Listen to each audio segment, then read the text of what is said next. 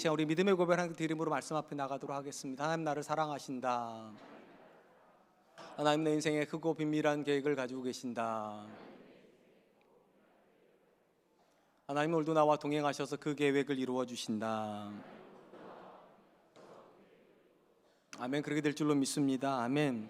하나님은 사람을 그분의 형상으로 창조하시고 사람으로 하여금 자신의 삶을 선택할 수 있는 자유의지를 허락하여 주셨습니다.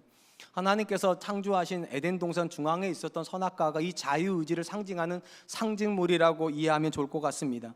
하나님께서는 사람에게 이미 정해진 인생을 주신 것이 아니라 스스로 자기 삶을 선택할 수 있다는 사실을 선악과를 통해서 말씀하시는 겁니다. 선악과를 따먹을 자유도 있고 안 따먹을 자유도 있다는 것입니다. 그런 점에서 하나님께서 사람에게 주신 인생의 가장 큰 본질은 선택하는 것입니다. 우리는 살면서 굉장히 많은 선택들을 하게 됩니다. 배우자를 선택하기도 하고 직업을 선택하기도 하고 교회를 선택하기도 하고 여러 상황들을 선택을 합니다. 그런데 우리가 여러 선택을 할지라도 근본적으로 우리가 하는 영적인 선택은 둘 중에 하나입니다. 하나님을 선택하거나 마귀를 선택하는 것이기 때문입니다. 근본적인 관점에서 우리가 하는 모든 것들이 영적인 행위이기 때문에 어떤 사람은 하나님을 기쁘시기 위해서 그 선택을 하고요, 어떤 사람은 마귀 유혹을 받아 내가 기뻐하기 위해서 그 일을 선택을 하는 것입니다. 잠언의 교훈은 딱 하나입니다. 우리 눈에 좋아 보이지 않지만 사실은 내게 더 유익한 하나님의 길을 선택하고 우리 눈에 좋아 보이지만 사실은 내게 유익하지 않은 마귀의 길을 버리라는 것입니다. 오늘 우리가 살펴보기도 본문 말씀 역시 아버지 솔로몬이 아들에게 어떤 길을 선택하고 어떻게 살아야 되는지를 조언하고 충고하는 말씀이라고 이해하면 좋을 것 같습니다. 8절로 9절 말씀입니다. 내 아들아, 내 아비의 훈계를 들으며 내 어비의 법을 떠나지 말라. 이는 내 머리에 아름다운 관이요 내 목에 금사슬이니라. 잠언 1장부터 9장까지는요 아버지가 아들아 하면서 교훈하는 아버지가 아들에게 주시는 조언의 형태로 기록이 되어 있습니다. 그리고 그 조언의 첫 번째가 이렇게 되어 있습니다. 아들을 향하여서 아비의 훈계를 떠나지 말고 어머니의 법을 따라 살라는 것입니다.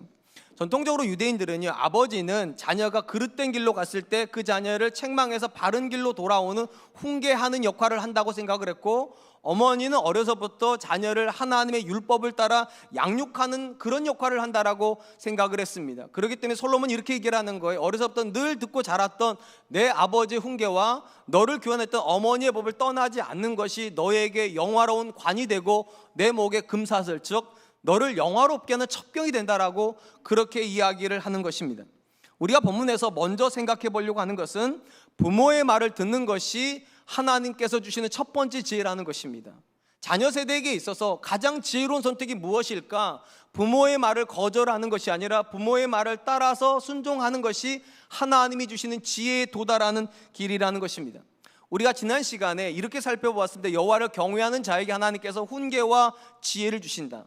오늘 본문에 이 솔로몬이 어떤 단어를 쓰는가? 훈계라는 단어를 쓰는데 이 훈계라는 단어가요 하나님의 훈계라는 단어와 똑같은 단어입니다. 쉽게 말하면 하나님께서 자녀 세대에게 훈계를 주실 때 누구를 통해서 주신다는 겁니까?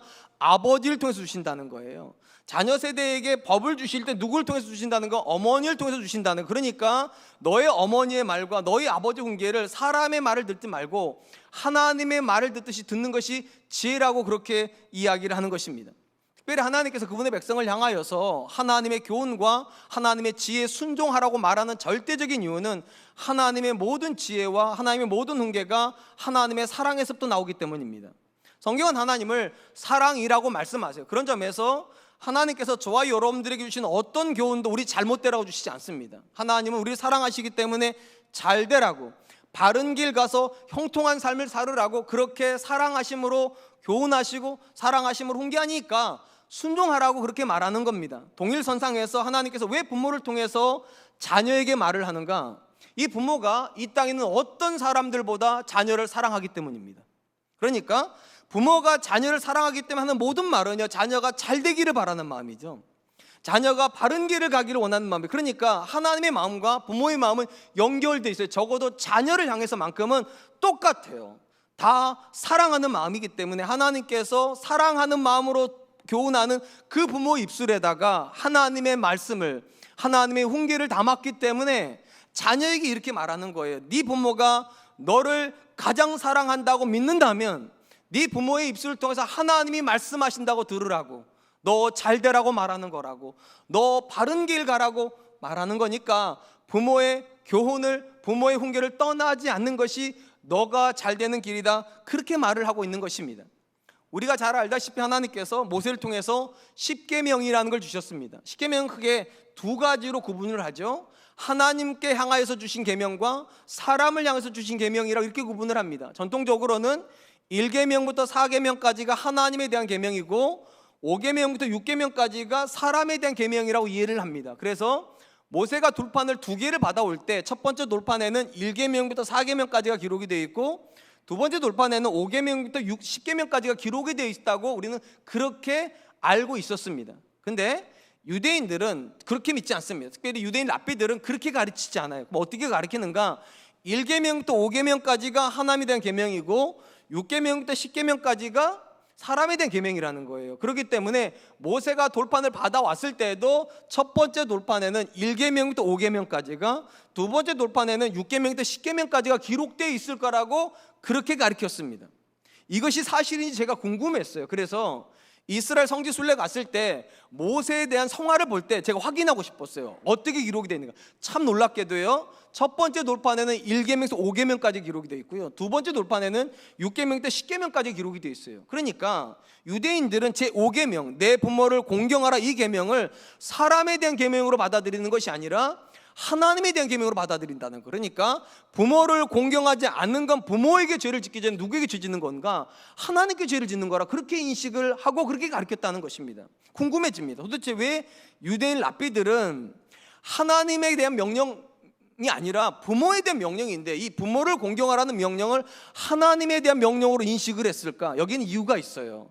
신명기에 보면 모세가 이스라엘에게 이렇게 말하는 장면이 나옵니다. 신명기 6장 4절로 9절입니다. 이스라엘아 들으라, 우리 하나님 여호와는 오직 유일한 여호와이시니 너는 마음을 다하고 뜻을 다하고 힘을 다하여 내 하나님 여호와를 사랑하라. 오늘 내가 내게 명하는 이 말씀을 너는 마음에 새기고 내 자녀에게 부지런히 가르치며 내 집에 앉아있을 때든지 길을 갈 때든지 누워있을 때든지 일어날 때든지 이 말씀을 강론할 것이며 너는 또 그것을 내 손목에 매어 기호로 삼으며 내 미간에 붙여 표로 삼고 또 내 집 문설주와 바깥문에 기록할지니라. 하나님께서 모세를 통하여서 부모 세대에게 주셨던 가장 강력한 메시지가 무엇인가? 너희 자녀를 부지런히 하나님의 말씀을 가르치라는 것입니다. 앉아있을 때든지 누워있을 때든지 길을 갈 때든지 집에 들어올 때든지 간에 시간과 상황과 상관없이 항상 하나님의 말씀을 가르치라는 것입니다. 그렇기 때문에 이 말씀을 가르쳐야 되는 부모에게 절대적인 권위를 부여해야 된다는 거예요. 왜냐하면 부모의 권위가 무시가 되면 하나님의 말씀이 들어갈 통로가 없어진다는 겁니다. 유대의 질서 속에서는 자녀들이 어떻게 하나님의 말씀을 만나는가? 하나님이라는 통로를 통해서 부모가 부지런히 그들에게 가르쳐야 그 자녀가 하나님의 말씀을 만납니다. 그러니까 유대인 부모는 생물학적인 권위만 가지는 게 아니에요. 내가 너를 낳았으니까 너는 내 말을 들어, 그 정도가 아니에요. 영적인 권위를 가지고 있어요. 하나님이 나를 통해서 너에게 말씀하신다고, 하나님이 엄마를 통해서 너에게 말씀하신다고. 당연히 하나님께서 그분의 말씀이 전달되어야 하기 때문에 자녀 세대에게 말하는 거예요. 내 부모를 공경하라고. 이게 돼야 뭐가 됩니까? 하나님의 말씀이 자녀에게 전달이 돼요. 그래서 제 5계명을 하나님에 대한 계명으로 인식하는 거예요. 부모의 권위가 무너져 버리면 하나님의 말씀의 권위가 함께 무너져 버리기 때문입니다. 그래서 솔로몬이 말하는 거예요. 네가 어려서부터 들었던 그 아버지의 훈계는 하나님께서 네 아버지를 통해서 너에게 준 교훈이고, 네가 어려서부터 배웠던 그 어머니의 법도는 하나님께서 그 엄마를 통해서 너에게 하신 말씀이니까 하나님의 말씀처럼 믿고 따르는 것이 너에게 유익이 있다. 우리가 이 유대인의 가정 법도를 통해서 배우는 질서가 있어요. 절대적으로 부모는 말씀의 통로여야만 된다는 겁니다. 우리 자녀 세대가 부모를 통하여서 하나님의 음성을 듣고 부모를 통해서 하나님의 일하심을 경험하도록 하나님이 그렇게 질서를 부여해 놓으셨다는 거예요. 그럼 여기서 궁금한 것이 있습니다. 그러면 모든 자녀는 무조건 부모에게 순종해야 됩니까? 부모가 하는 모든 말은 다 하나님의 말씀입니까? 그래서 전제가 있어요. 자녀를 가르치라고 명령하기 전에 하나님께서 먼저 뭐라고 말했는가? 너는 마음을 다하고 뜻을 다하고 힘을 다하여 주 너의 하나님을 사랑하고, 그런 사람이 자녀들을 부지런히 가르치라고. 무슨 말인가 하면 하나님을 사랑하고 있고 그분의 말씀 앞에서 절대적으로 순종하고 있는 그런 부모라야 무슨 통로가 된다는 겁니까? 말씀의 통로가 된다는 거예요. 한 번만 생각해 보세요. 자녀가 아버지가 하는 말이, 어머니가 주는 교훈이 왜 자꾸만 잔소리처럼 들릴까요? 여러분, 엄밀히 말하면 부모가 하는 모든 말은 대부분 다 옳지요. 잔소리로 치부하기는 너무 귀한 가르침들인데 왜 그것이 잔소리처럼 들리냐는 거예요. 이유가 있어요. 부모도 그렇게 안 살면서 말하니까. 하나님께서 자녀 세대에게 하나님의 말씀을 전달하고 싶어요. 그러면 확인해야 된다니까, 자녀들이 내 아빠도 정말로 그렇게 하나님을 사랑하나, 내 엄마도 하나님을 향해서 전심으로 신뢰를 드림으로 그 말씀 앞에 순종하나. 그러니까 자녀가 하나님의 말씀처럼 듣게 하기 위해서 먼저 전제가 무엇인가? 너는 마음을 다하고 뜻을 다하고 힘을 다하여 주 너의 하나님을 사랑하고, 그런 부모라야 앉을 때이든지 서 있을 때든지 길을 갈 때든지 집에 들어올 때든지 하나님의 말씀을 하나님의 말씀처럼, 내 말이 아니라 사람의 말이 아니라 하나님이 하시는 것처럼 전달할 수 있고, 그런 부모의 말을 듣는 자녀라야 하나님의 말 앞에 순종하는 것처럼 부모의 말에 순종할 수 있다는 것입니다. 또한 분명한 것은 이거예요. 하나님께서 부모가 정말로 마음을 다하고 뜻을 다하고 힘을 다하여 하나님을 사랑했다면 그 부모 인생 속에서 하나님이 살아계신 걸 보여주셨을 거예요. 하나님께서 경건한 자에게 얼마나 형통한 삶을 주시는지를 멀리 갈 것이 아니라 내 엄마를 통해서 내 아빠를 통해서 확인했기 때문에 솔로몬이 말하는 거예요. 너희 아버지를 통해서 하나님이 어떻게 일하셨는지 보지 않았냐고. 너희 어머니를 통해서 신실한 자에게 하나님이 어떤 형통의 복을 주시는지 너희 보지 않았냐고. 그러니까 그 아버지가 하는 말, 그 어머니가 하는 말 따라가라고. 그것이 너가 잘 되는 길이라고. 그런 점에서 여러분, 예수님 믿는 부모가 자녀에게 줄 수 있는 가장 기본이고 가장 큰 사랑이 무엇입니까? 여러분들이 하나님을 마음을 다하고 뜻을 다하고 힘을 다해서 사랑해 주는 것입니다. 그래야지만 자녀 세대가 볼 수가 있어요. 하나님을 뜨겁게 사랑하는 사람에게 하나님이 어떤 복을 주시는지, 하나님의 말씀 앞에 절대적으로 순종하는 사람에게 하나님께서 얼마나 형통한 길을 주는지를 멀리서 확인하는 게 아니라 내 부모를 통해서요. 그래서 이스라엘 사람들은 하나님을 어떻게 만납니까? 이렇게 만난다고 제가 자주 말씀드렸잖아요. 아브라함의 하나님, 이삭의 하나님, 야곱의 하나님, 요셉의 하나님. 이삭은 어떤 하나님을 만납니까? 아브라함의 하나님이요. 내 아버지를 어떻게 인도하셨는가, 그렇게 만나는 거고요. 야곱은 어떻게 만납니까? 아버지 이삭을 통해서 하나님이 어떻게 인도하시는지. 요셉은 어떻게 하나님을 만납니까? 아버지 야곱을 통해서 하나님이 어떻게 일하셨는지. 그래서 그들은 아버지의 가르침이 하나님의 가르침이 되고요, 아버지의 삶이 하나님이 인도하시는 삶이 됩니다. 그런 점에서 여러분, 저와 여러분들이 정말로 자녀를 사랑한다면 다른 거 보여주기 이전에 하나님을 사랑하는 모습 보여주셔야 됩니다. 하나님께 순종하는 모습 보여주셔야 됩니다. 그래야 그 자녀가 하나님의 말씀을 듣듯이 부모의 말을 들을 수 있고, 하나님께 순종하듯 부모에게 순종해서 하나님이 주시는 복을 받게 될 것이기 때문입니다. 사랑하는 성도 여러분, 우리가 하나님을 경외하고 있는지를 어떻게 확인할 수 있을까요? 도대체 어떻게 하면 우리가 하나님을 경외하는 걸까요? 저는 하나님의 경외의 여부를 가장 잘 보여주는 자리가 자녀의 자리라고 생각을 합니다. 무슨 말인가 하면, 이 세상에는 어떤 부모들도요, 자녀를 정말로 사랑해요. 그저 예외 없이 사랑하지 않습니까? 가끔 드라마 보다 보면 자녀가 아버지에게 간을 기증하는 드라마도 나오고요, 또는 남편이 아내에게, 아내가 남편에 간을 주는 이야기들이 나오잖아요. 기증을 하는, 이식을 하는데 그때마다 제가 질문을 하죠. 내가 아프면 우리 아들들은 나한테 간을 줄까? 여러분한테 한번 여쭤볼게요. 여러분 아프면 여러분의 자녀는 여러분한테 간 줄까요? 제가 답을 드릴게요. 안 줄 거라고 생각하세요. 일단 그래야 안 속상해요. 근데 안 줄 줄 알았는데 주잖아요. 그런 자녀가 없는 거예요, 진짜로요. 근데 안 줄 줄 알았는데 안 줘요? 맞아요. 안 줄 줄 알았어요. 그러면 실족을 안 해요. 근데 제가 다 거꾸로 물어볼게요. 여러분 자녀가 아프면 여러분 간 주실 겁니까? 아마 주실 겁니다. 제가 저한테도 물어봐요. 내 자식은 나한테 줄지 안 줄지도 잘 모르겠는데 내 자식이 아프면 나는 줄까? 저는 무조건 줍니다. 살면서 느끼는 게 있어요. 어느 순간 갑자기 우리 아들들이 나보다 더 귀해졌구나.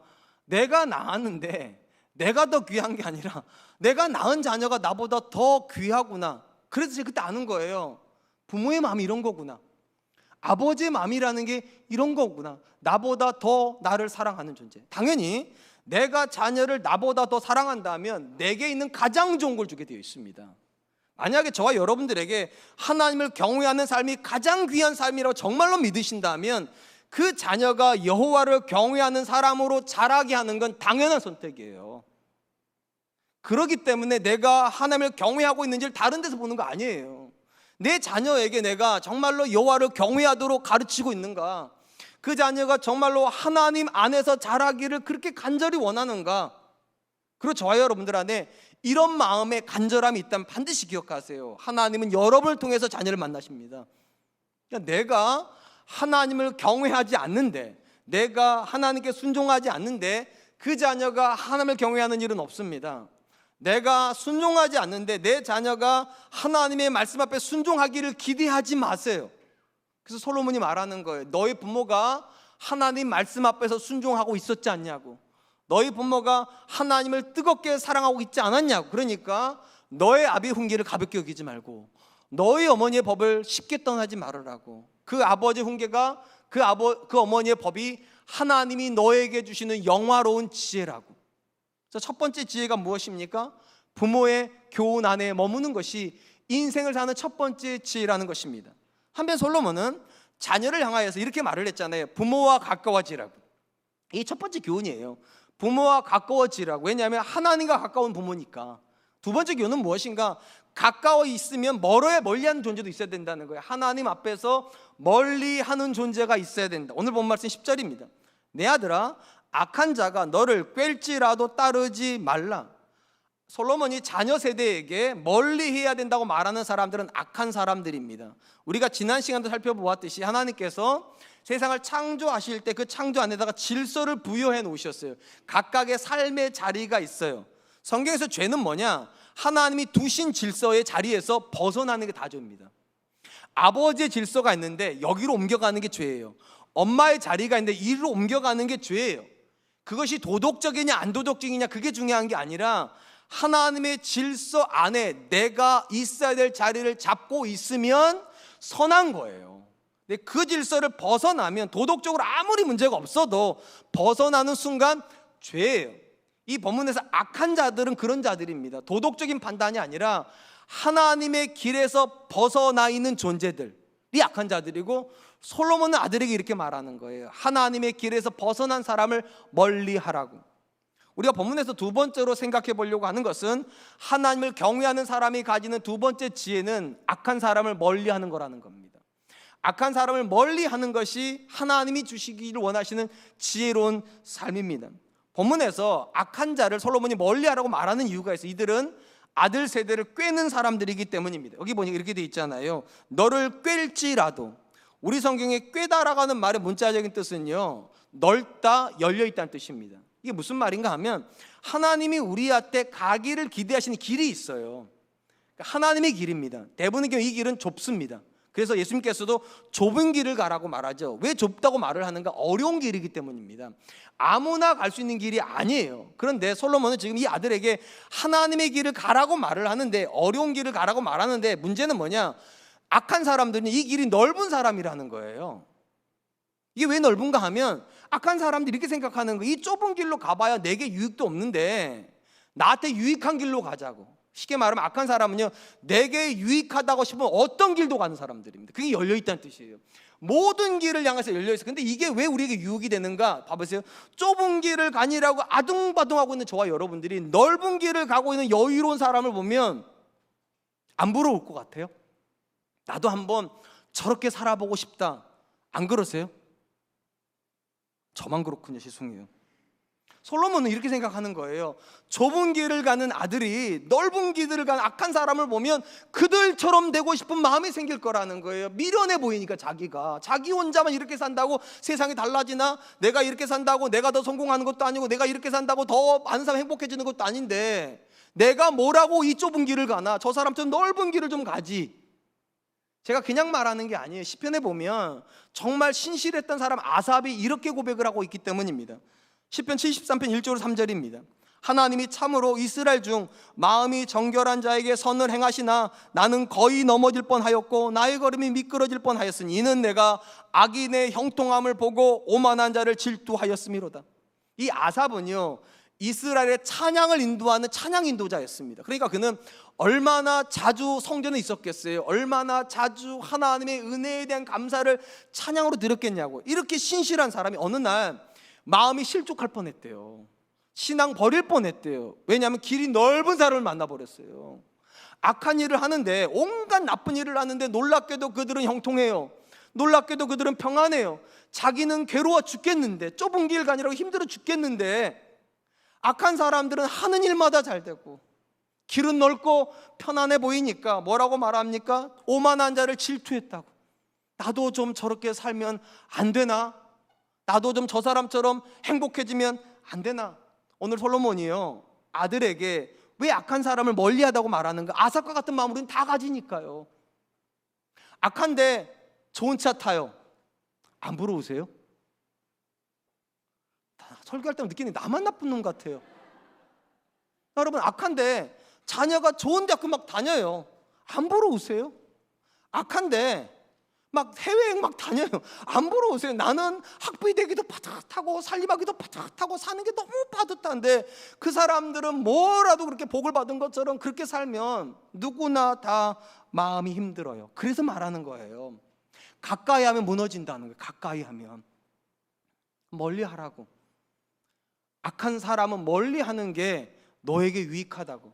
근본적인 관점에서요, 악한 사람이 우리에게 유익이 되는 건 절대로 그들이 하는 일이 좋아 보이기 때문은 아닙니다. 그들은 굉장히 나쁜 일을 합니다. 오늘 본문 말씀도 보시면 11절로 13절 이렇게 기도 있어요. 그들이 내게 말하기를 우리와 함께 가자. 우리가 가만히 엎드렸다가 사람의 피를 흘리자. 죄 없는 자를 까닭없이 숨어 기다리다가 수울같이 그들을 산채로 삼키며 무덤에 내려가는 자같이 통으로 삼키자. 우리가 온갖 바를 얻으며 빼앗은 것으로 우리 집을 채우리니. 여러분, 이 악한 자들이 뭐라고 유혹합니까? 사람 죽이재요. 근데 그보다 더 나쁜 게 무엇입니까? 어떤 사람을 죽이자는 거예요? 아무런 죄 없는 사람을 이유도 없이 죽이자는 거예요. 무덤에 내려가게끔 만들자고. 그리고 그가 가지고 있는 모든 걸 빼앗자고.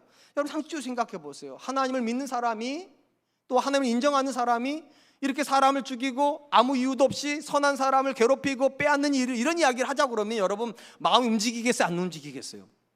안 움직여야 돼요.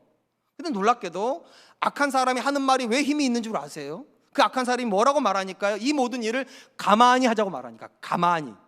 쉽게 말하면요, 몰래 하자는 거예요. 아무도 모른다고. 우리가 이런 일 한지 아무도 모른다고. 너와 나밖에 모른다고. 우리밖에 모르니까 하자고.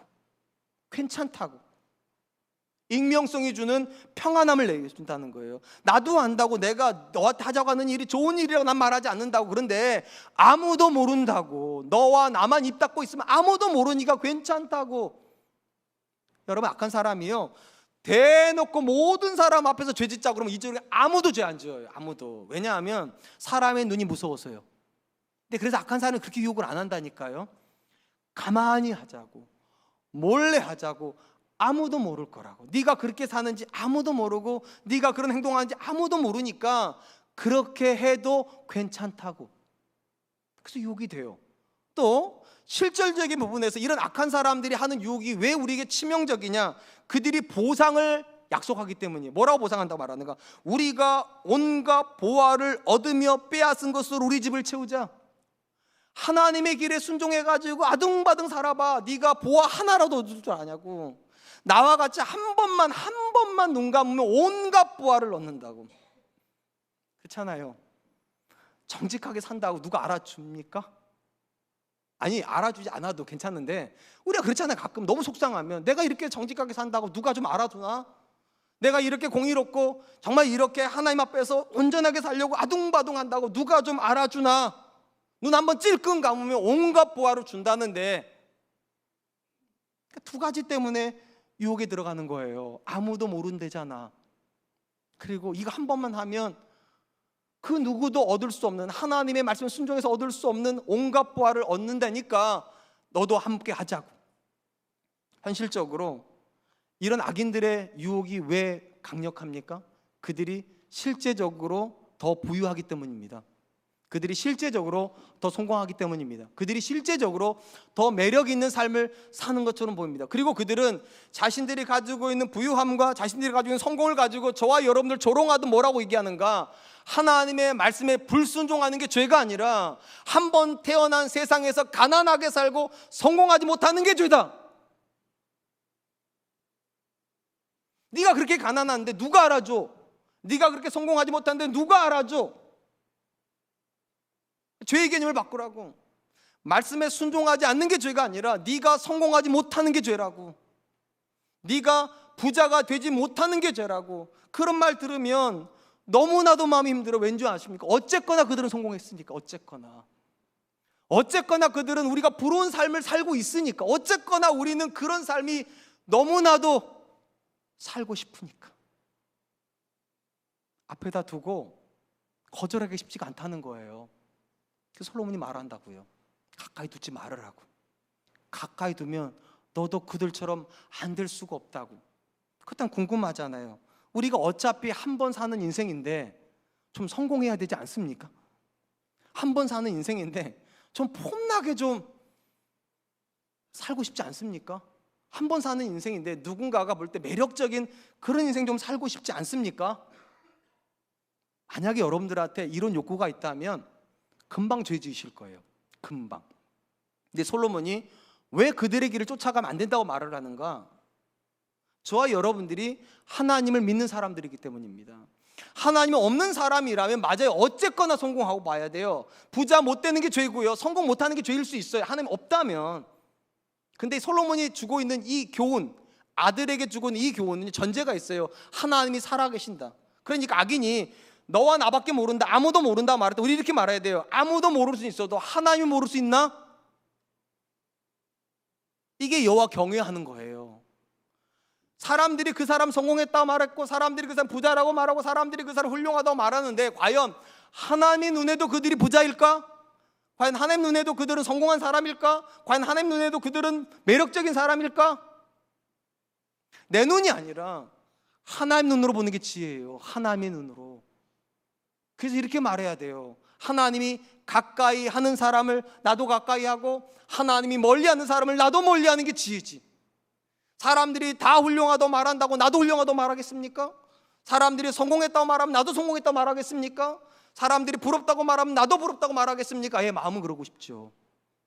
근데 신앙이 제동을 걸어야 된다는 게 신앙이에요. 과연 하나님 눈에도 그들은 정직합니까? 과연 하나님 눈에도 그들은 공의롭습니까? 과연 하나님 눈에도 그들은 형통합니까? 두 번째 지혜가 무엇입니까? 하나님이 멀리하는 사람을 가까이 하지 마세요. 하나님이 가까이 하는 사람을 가까이 하십시오. 사랑하는 성도 여러분, 분명히 하나님이 말씀의 통로로 삼고 있는 부모랑 가까워지는 것 지혜입니다. 또 하나의 지혜가 있어요. 하나님이 멀리하는 악인들을 멀리하는 것도 삶의 지혜입니다. 왜 이 지혜가 우리에게 필요하는가? 이 자리에 계신 대부분의 사람들은, 아니 전부는요, 우리가 생각하는 것보다 훨씬 연약하기 때문입니다. 사람이 연약하다는 걸 어떻게 알 수 있습니까? 사람이 영향받는 걸 보면 알 수 있습니다. 돈 많은 친구를 만나고 옵니다. 집에 오면 어떤 생각만 듭니까? 돈 생각만 듭니다. 성공한 사람을 만나고 왔습니다. 어떤 생각만 듭니까? 성공만 듭니다. 자녀가 좋은 대학교 간 친구를 만나고 와서 어떤 생각만 듭니까? 성적 생각. 쉽게 말하면 노란색 옆에다 갔다 오면 노란색, 빨간색 옆에다 빨간색, 파란색 옆에 가면 파란색이 되는 게 저와 여러분들이에요. 마귀가 의도적으로 저와 여러분 옆에다가 왜 성공한 사람 붙이는 줄 아세요? 그래야 내가 초라하게 보이니까요. 마귀가 왜 여러분 옆에다가 부자를 자꾸만 갖다 놓는 줄 아세요? 그래야 내가 한심하게 느껴지니까요. 마귀가 왜 여러분 옆에다가 안 믿는데도 좋은 대학교 간 자녀를 두고 있는 엄친아 엄친딸 가지고 있는 그런 사람을 옆에다 두는 줄 알아서, 그래야 여러분이 무너지니까요. 하나님 시선으로 보셔야 돼요. 하나님 시선으로요. 하나님 눈에도 그들이 좋은 사람입니까? 하나님 눈에도 그들은 정직한 사람입니까? 하나님 눈에도 정말로 그들은 부유한 사람이 맞습니까? 사실은 영적으로 가난한 사람들 아닙니까? 영적으로 피폐한 사람들 아닙니까? 솔로몬이 말한다고요. 하나님이 멀리하는 사람을 가까이 하지 말으라고. 그것이 네가 쫓아가야 될 삶의 두 번째 지혜라고. 이제 마지막입니다. 솔로몬이 악한 길을 따르는 것이 얼마나 어리석은가를 이렇게 교훈을 합니다. 17절 18절입니다. 새가 보는 데서 그물을 치면 헛일이겠거늘 그들이 가만히 엎드러지면 자기의 피를 흘릴 뿐이요 숨어 기다림은 자기의 생명을 해할 뿐이니. 솔로몬의 관점에서 좁은 길을 가야 되는 성도가 길을 넓혀가지고 나쁜 길을 가는 게 얼마나 어리석은가를 누구에다 비유를 하는가? 새에다가 비유를 해요. 제가 이런 말을 해도 괜찮은지 모르겠는데 해도 될까요? 예, 하라고 하셨으니까. 예, 이미 할 걸 알고 있었기 때문에. 우리가 어떤 사람이요 방금 전에 한 일을 자꾸만 잊어버리고 똑같은 일을 하면 무슨 머리라고 그러죠 우리가? 예, 새 머리라고 그러죠. 제가 그 속어를 못 쓰겠어요. 어쨌든 새 머리라고 그러잖아요. 그러니까 생각할 때 가장 어리석은 게 뭐냐? 새처럼 사는 거예요. 그물이 저기 어저께 놓은 자리에다가 그물 또 놨는데 또 잡혀요. 그럼 우리는 그걸 새 그러는 거예요.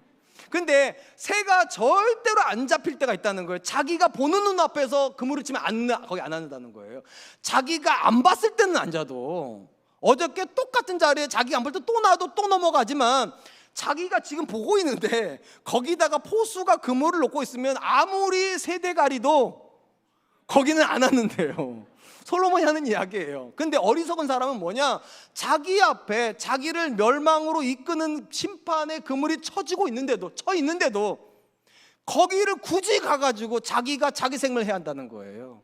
그러니까 어리석은 이 사람들은 새만도 못하다고. 우리가 이 이야기를 이해하려면 솔로몬이 말하고 있는 이야기의 배경을 좀 알 필요가 있습니다. 이 본문에서 솔로몬이 악한 사람이라고 말하는 사람들은요 하나님을 모르기 때문에 자기 멋대로 사는 이방인들 가리키는 게 아닙니다. 성경의 모든 가르침의 1차 독자가 누구냐? 유대인들입니다. 이스라엘 사람들이에요. 그러니까 솔로몬이 어리석거나 악하다고 말하는 모든 사람들도 어려서부터 아버지의 훈계를 들은 사람들이고요, 어려서부터 어머님 무릎에서 하나님의 율법의 교육을 받은 사람들이에요. 그런데 그들이 그 율법을 버리고 그 훈계를 버리고 길을 넓혀버렸다는 거예요. 근데 이게 왜 놀라운 건가 하면 하나님께서 어머니와 아버지를 통해서 이미 그들에게 하나님께서 악한 사람을 어떻게 징계했는지를 다 알려주셨다는 거예요. 너가 이런 죄를 지으면 이런 심판에 이르게 되고 너가 이런 행동을 하게 되면 하나님께 이런 징계를 받는다. 그 앞에다가 이미 심판의 금을 다 쳐놓았는데 모르지 않아요. 그들이 아는데도, 새는 알면 피하는데 악한 사람은 들었는데도 어려서부터 늘 보았는데도 자기는 마치 예외가 될 것처럼 그 길을 굳이 간다는 거예요. 새들도 안 가는 길을. 남의 이야기처럼 듣지 마십시오. 여러분들 자녀를 어떻게 키우셨습니까?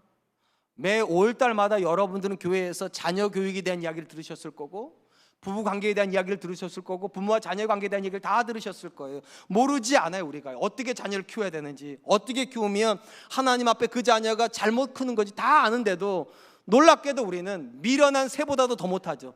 듣는데도 안 살아요. 저주가 뻔한 길로 내 자녀가 가는데 멈출지를 몰라요. 그래서 어리석다고 말하는 거, 어리석다고. 그럼 도대체 궁금한 거예요. 그들은 왜 그런 삶을 사냐는 거예요. 그들은. 오늘 보면서 우리가 세 번째로 살펴보려고 하는 지혜는 자족의 마음이 하나님이 주시는 지혜라는 겁니다. 자족의 마음이 하나님이 주시는 지혜다.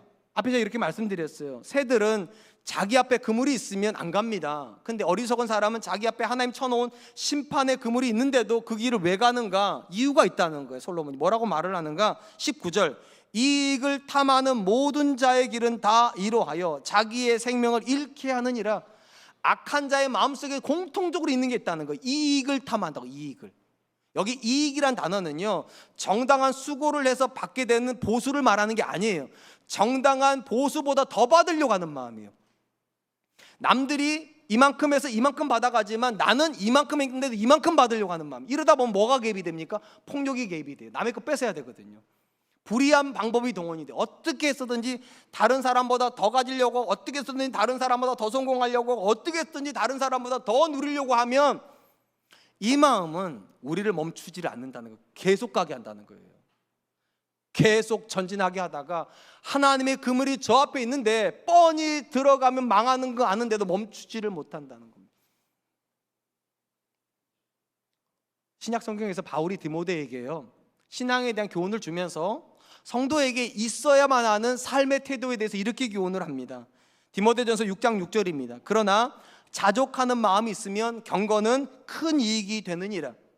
사도 바울이 쓰고 있는 이 경건이란 단어는요, 전체적인 개념이 이런 거예요. 하나님 앞에 바른 태도요. 이게 경건이에요. 그러니까 이 잠언적 배경으로 따지면 하나님 앞에 바른 태도가 무엇입니까? 여호와를 경외하는 겁니다. 그러니까 이 부분을 이렇게 하면 돼요.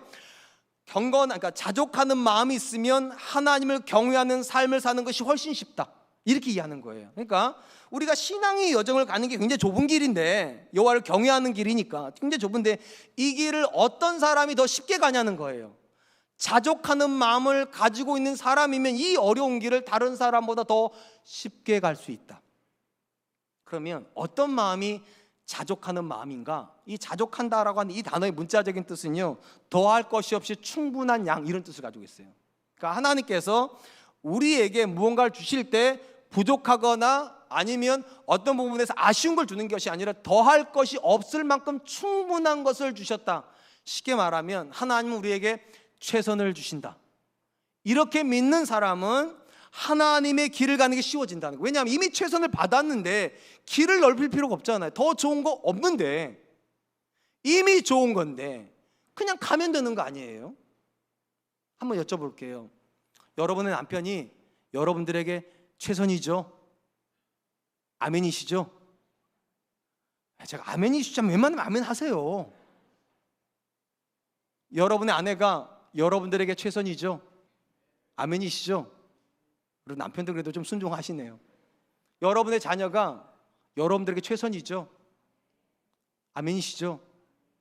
사실은 여러분 아멘했지만 제가 속마음 다 알아요. 목사님 다 알면서 아멘 하라니까 아멘 하지만, 내 남편 참 형편없어요 목사님, 내 아내 참 형편없어요 목사님, 내 자녀 한 번이라도 목사님 만나보시면 그런 소리 안 나올 거예요.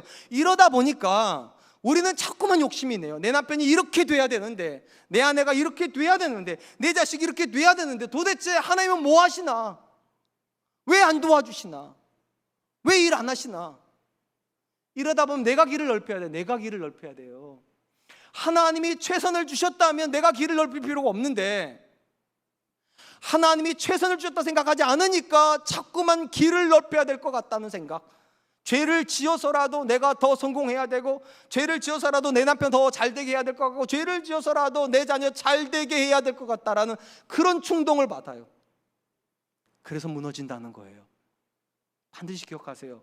모든 죄의 뿌리는요, 불만족이에요. 뭔가가 불만족스러우면 죄 지어요, 반드시요. 모든 경건의 뿌리는요, 자족이에요. 하나님이 내게 가장 좋은 거 주셨다고 믿는 순간부터 우리는 길을 넓힐 필요가 없어요. 이미 내게 좋은 아내 주셨으니까, 이미 내게 좋은 남편 주셨으니까, 이미 내게 좋은 자녀 주셨으니까. 이게 참 놀라운 거는요, 제가 여러분한테 왜 아멘하라고 말씀드리는가? 내가 내 남편을 그렇게 좋은 남편으로 받아주는 순간부터 이 남편이 도와지기 시작하기 때문입니다. 내가 이 아내를 좋은 아내라고 받아들이면서 사랑하는 순간부터 이 아내가 좋아져요. 자녀도 똑같아요. 왠지 아세요? 사람은 그래요. 내가 책망함으로 그 사람이 좋아지는 게 아니라 내가 그를 사랑해주고 인정해줌으로, 알아줌으로 좋은 사람이 돼요. 그래서 하나님 말씀하시는 거예요. 여호와는 선하시다고. 구약 성경에서 하나님을 향해서 가장 많이 썼던 표현이 여호와는 선하시다는 겁니다. 선하시다는 게 뭡니까? 좋은 거 주시는 분이라는 거예요. 하나님은 절대적으로 저와 여러분들에게 좋은 거 주셨습니다. 그러니까 불만족의 마음을 버리세요. 그리고 자족의 마음을 넣으세요. 그게 지혜예요. 사랑하는 성도 여러분, 하나님께 그분의 백성에게 모든 세대에게 주신 불별의 명령이 무엇입니까? 항상 기뻐하고 범사에 감사하라는 거예요. 아무리 생각해봐도 이 말씀 참 순종하기가 어렵죠. 왜냐하면 내가 다른 사람보다 더 좋은 거 받은 것 같지도 않고, 다른 사람보다 더 많은 거 가지고 있는 것 같지도 않은데 어떻게 내가 항상 기뻐하고 범사에 감사할 수 있을까? 예, 그래서 믿는 사람에게 주시는 명령, 믿는 사람에게요. 믿음으로 선언하라고. 하나님이 나한테 가장 좋은 거 주셨다고. 그게 지혜고요. 그 지혜가 있는 사람은 미련하게 안 삽니다. 죄 가운데 안 삽니다. 저는 이번 한 주간 여러분 남편을 바라보는 시선이 바뀌기를 원합니다. 여러분의 아내와 자녀를 바라보는 시선이 바뀌기를 원합니다. 이렇게 보세요. 가장 좋은 사람, 하나님은 나에게 가장 좋은 사람 주셨다. 이제 말씀을 맺으려고 합니다. 솔로몬은 자기 아들에게 지롭게 사는 인생의 세 가지를 이야기를 합니다. 첫 번째, 하나님이 가까이 하는 내 부모를 너도 가까이 하라는 것입니다. 부모로부터 모든 교훈이 하나님이 주신 교훈이라고 그렇게 받으라고. 두 번째, 하나님이 멀리 하시는 악한 사람을 너도 멀리 하라고. 이것이 삶의 지혜가 될 거라고. 세 번째, 불만족의 마음을 버리고 자족의 마음을 가지라고. 하나님이 너에게 이미 좋은 거 주셨으니까 억지로 길 넓히려고 하지 말고 억지로 불의한 방법으로 너의 소유를 넓히려고 하지 말으라고. 하나님이 이미 너에게 좋은 거 주셨다. 이 마음이 저와 여러분들의 지혜의 마음이 되시기를 축원드립니다. 오늘 말씀을 기억하면서 세 가지로 해서 같이 한번만 기도하죠. 하나님, 내 자녀의 마음을 넓혀 주십시오. 그래서 부모로부터 주는 교훈이 하나님의 교훈임을 인정하게 해 주십시오. 또 여러분들이 부모라면 이렇게 기도하십시오. 하나님, 내가 하나님 앞에 먼저 하나님을 뜨겁게 사랑하고 하나님의 말씀에 순종하는 여호와를 경외하는 삶을 살 수 있도록 주님 도와주십시오. 두 번째로 하나님 앞에 이렇게 기도합시다. 하나님이 사랑하는 사람 나도 사랑하고 하나님이 미워하는 사람 나도 미워하여 악한 사람과 가까이 있지 않도록 주님 도와주십시오. 마지막 세 번째, 하나님, 아무리 내 인생 가운데 많은 것들이 부족하게 보일지라도 불만족 가지는 사람이 아니라 자족하는 마음을 가지고 하나님과 함께 걷는 사람 되게 하여 주시옵소서. 우리 같이 한 번만 기도하겠습니다. 기도합니다.